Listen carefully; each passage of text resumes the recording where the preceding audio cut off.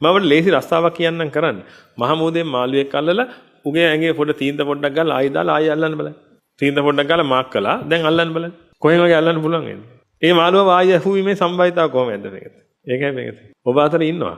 අපේ අතට මෙහෙම අහුවෙලා අතෙන් පැනලා යනවා. ඒක නව දෙපාරක් අහුවෙන නම් මා පුදුම හේතුවක් සකස් වෙනවා. ලේසියෙන් අහුවෙන්නේ. බලන්න ඔබ පික් කරලා තියෙනවා නේ. ඔබ අරන් තියෙනවා. අර අනන්ත අප්‍රමාණ ජනකායකින් ඔබ අරන් තියෙනවා. පින් කරා නිවන අදිස්ථාන කරන්න. එතකොට පින්ගතනේ ඔබ මේ චක්‍රයෙන් එළියට විසි වෙන්නේ නැතුව තියේ මේ අවටින් ඉඳී පින්ගතනේ අවතිස්. පුළුවන් තරම් පින් කරන්න.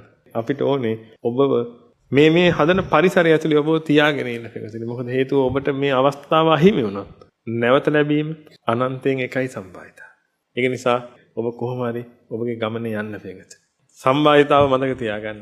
අනන්තයෙන් එකයි හෙවත් බිඳුවයි.